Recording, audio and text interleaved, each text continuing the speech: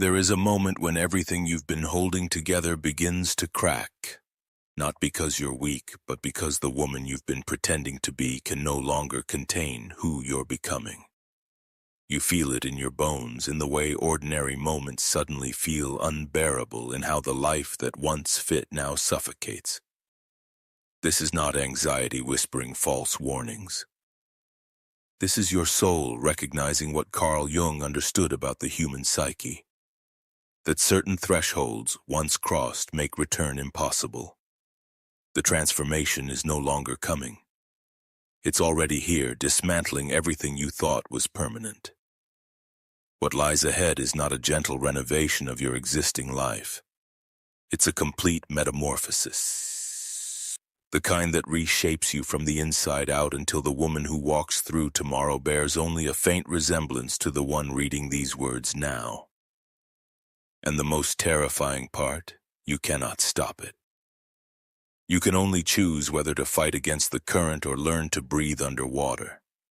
This moment marks the end of one existence and the beginning of another. And there is no going back to who you were before you understood what was happening to you. Jung spent his life studying these ruptures in human consciousness, the moments when the psyche can no longer maintain its carefully constructed facades.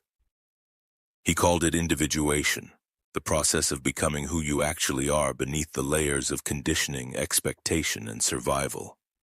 But he also knew that this process arrives uninvited, often in the form of crisis, collapse, or unbearable tension between your outer life and inner truth. You didn't choose this timing. The transformation chose you, at precisely the moment when staying the same became more painful than the risk of complete change. Perhaps you've noticed how time itself feels different now. Hours stretch and compress in ways that make no logical sense. You sit in familiar rooms and feel like a stranger, watching your own life from a distance you can't quite bridge. This temporal distortion is not imagination.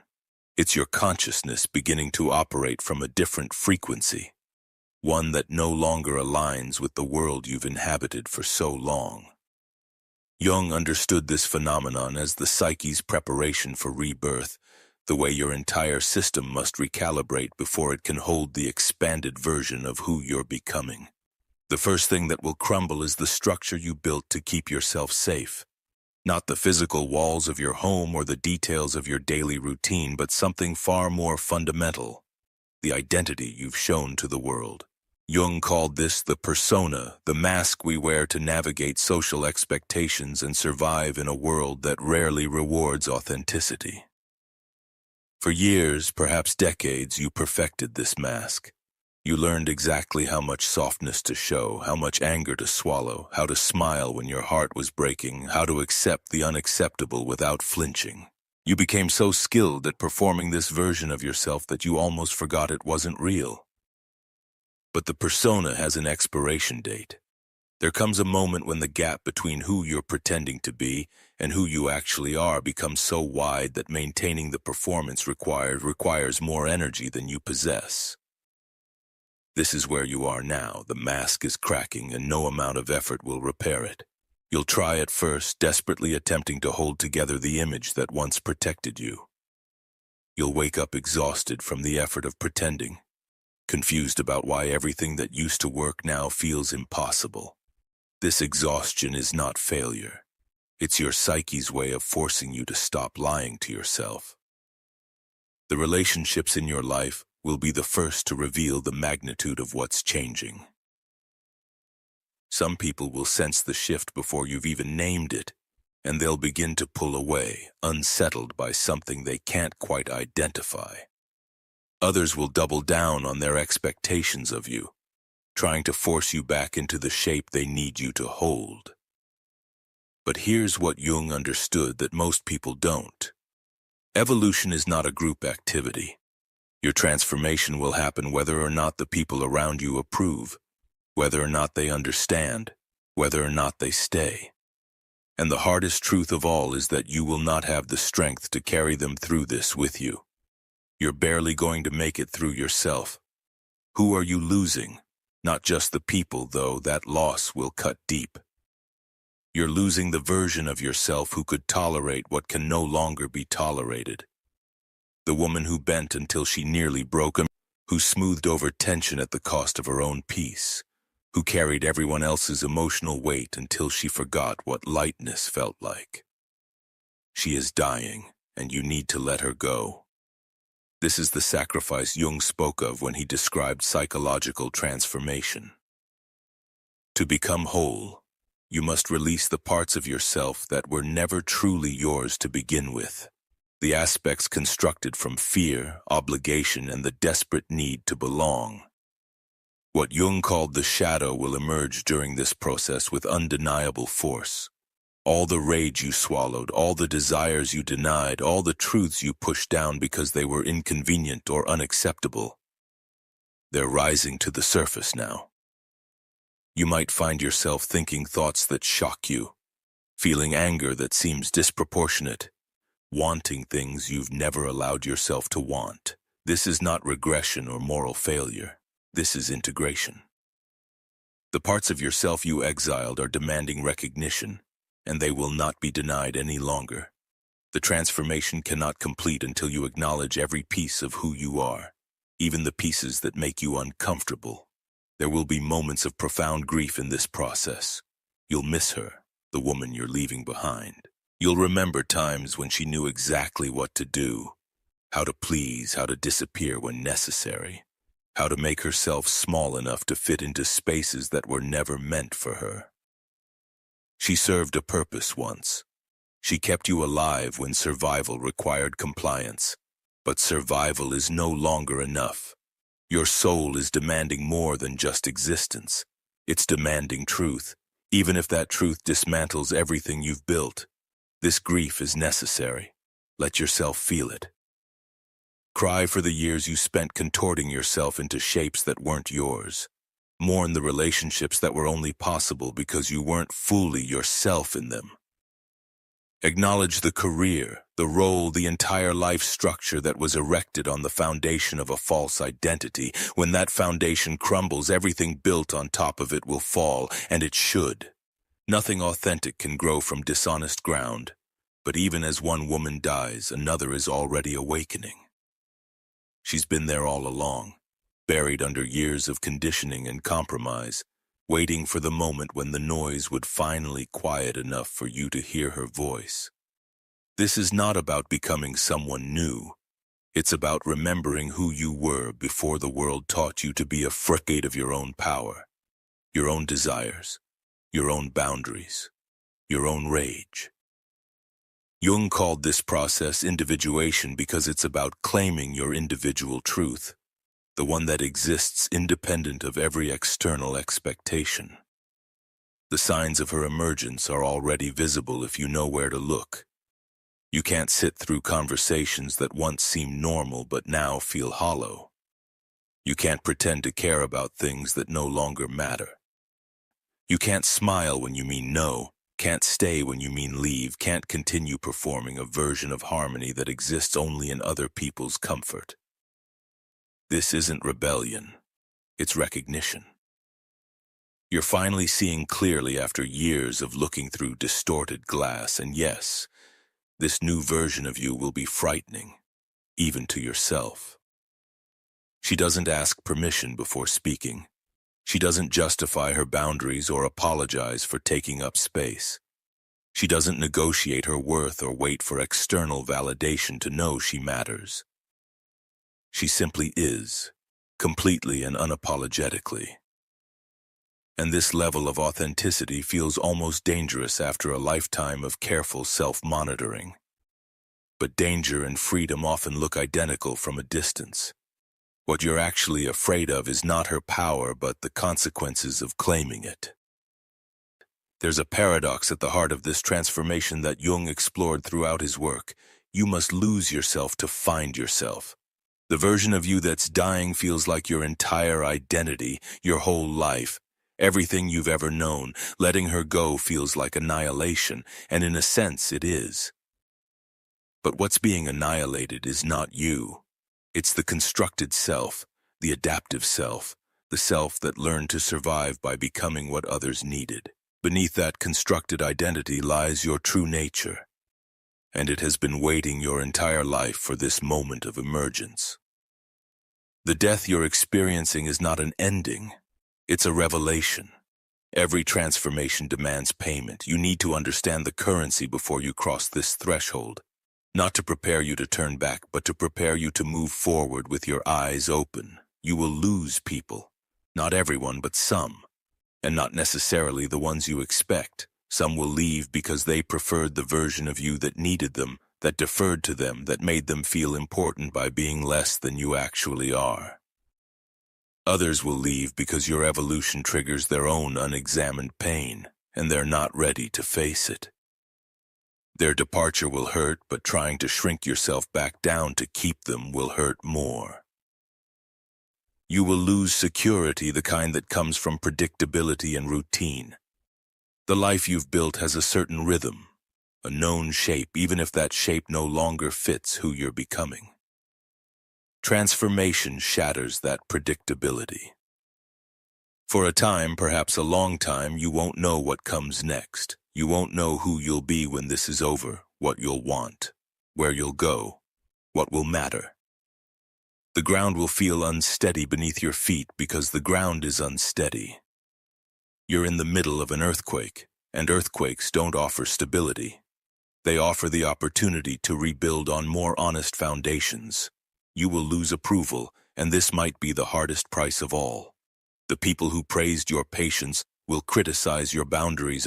Those who admired your selflessness will accuse you of selfishness when you stop sacrificing yourself on the altar of their comfort. You'll be called difficult, changed, cold, too much, not enough. And here's what you need to understand. They're right. You have changed. You are no longer the woman who could be everything to everyone while being nothing to herself. But their assessment of that change says far more about them than it does about you.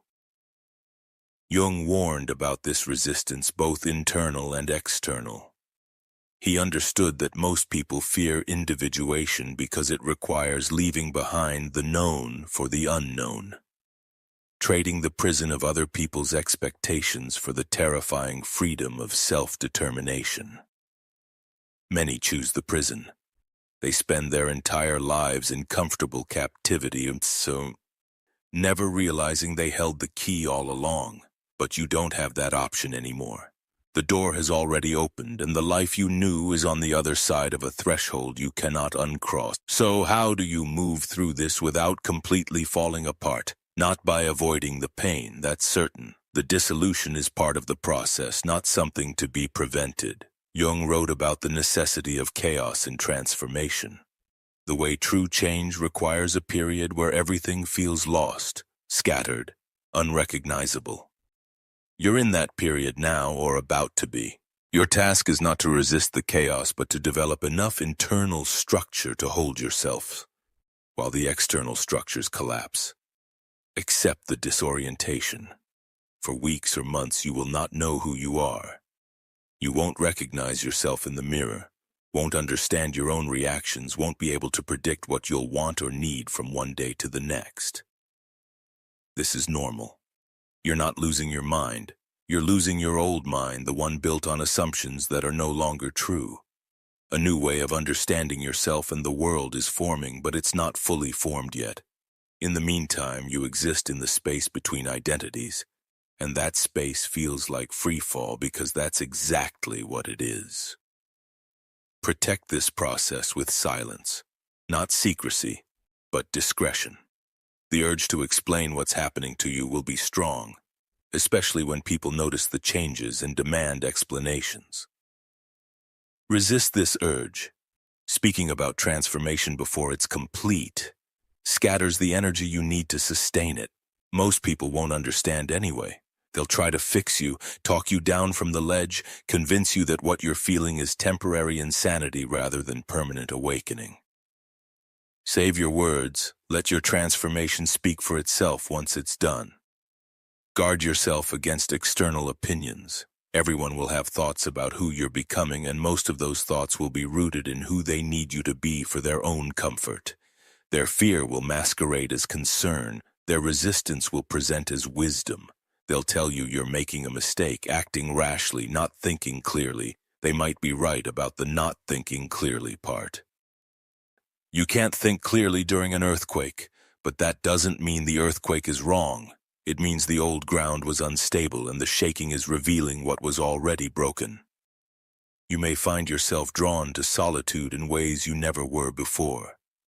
This is not depression or withdrawal, though others might call it that. It's your psyche creating the space it needs to reorganize itself. Jung understood solitude as essential to transformation, the way a seed must be alone in the dark earth before it can push toward light. Your need for quiet, for distance, for time away from the demands and opinions of others, this is not weakness, it's wisdom. Your system knows what it requires to complete this metamorphosis, and it's asking you to honor that knowledge even when it makes no sense to anyone else.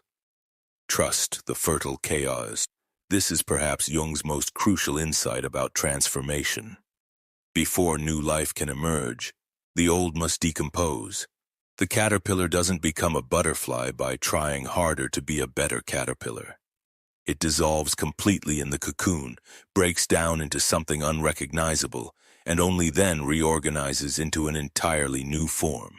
You are in the cocoon now. Everything feels dark and uncertain because you're literally between forms. The woman you were is dissolving. The woman you're becoming hasn't fully emerged. This middle space is excruciating and essential. Do not rush it. Do not try to force clarity before it's time. Let yourself be formless for as long as it takes. And what waits for you on the other side of this dissolution? Not the life you had, that's certain. Not the relationships that required your smallness to function. Not the roles that were only available to the masked version of you. All of that will be gone, and good riddance. What remains, what emerges, is something you haven't experienced in so long you might not even recognize it at first. Authenticity. The woman who walks out of this transformation will be whole, not perfect. Healed in some ways, still wounded in others, but no longer pretending the wounds don't exist. She will be free, not in the sense of having no responsibilities or challenges, but free from the exhausting performance of being someone she's not. She will be true, not in the sense of always being right or always being kind, but true to herself, to what she actually thinks and feels and wants and refuses. People will say she's changed, and they'll mean it as an accusation. Let them. You have changed. The woman who could be ignored, dismissed, taken for granted, that woman is dead. In her place stands someone who knows her own worth without needing external confirmation, who speaks her truth without softening it for others' comfort, who walks away from what doesn't serve her without guilt or explanation. Is she harder than you used to be? Perhaps. But she's also more honest. Is she less accommodating? Absolutely. But she's more at peace. This peace is not the absence of conflict. It's the presence of integrity, the alignment between who you are internally and who you show externally. For the first time in years, maybe decades, maybe ever, these two versions match. There's no gap to maintain, no performance to sustain, no mask to repair. The exhaustion of that constant vigilance finally lifts, replaced by a different kind of tired, the satisfying fatigue that comes from living fully rather than the soul-crushing depletion of constant self-betrayal. Jung spoke of the self with a capital S, that deeper center of being that exists beyond ego, beyond role, beyond all the identities we construct to navigate the world. The transformation you're moving through is ultimately about finding your way to that self, to the part of you that has remained unchanged beneath all the changing circumstances of your life. It's been there all along, this core of truth, this essential you. The metamorphosis is not creating something new. It's stripping away everything false until only the real remains. And the real, once revealed, is unshakable. It doesn't need defending, doesn't require validation, doesn't bend to accommodate other people's discomfort. Your new life will feel simultaneously more solitary and more full. More solitary because you've released the relationships that were only possible through your self-abandonment, because you no longer seek crowds that don't truly see you, because you've discovered that being alone is vastly preferable to being unseen in company. But also more full, because the space you've cleared by letting go of what wasn't real now has room for what is.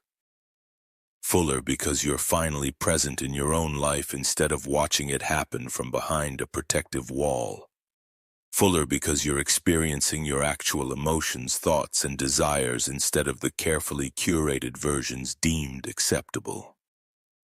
Jung wrote that looking outward we dream, but looking inward we awaken. You are waking up, not to a gentle sunrise that gradually illuminates familiar landscapes, but to a jarring awareness that everything you thought was solid was actually made of shadows and wishes and other people's projections.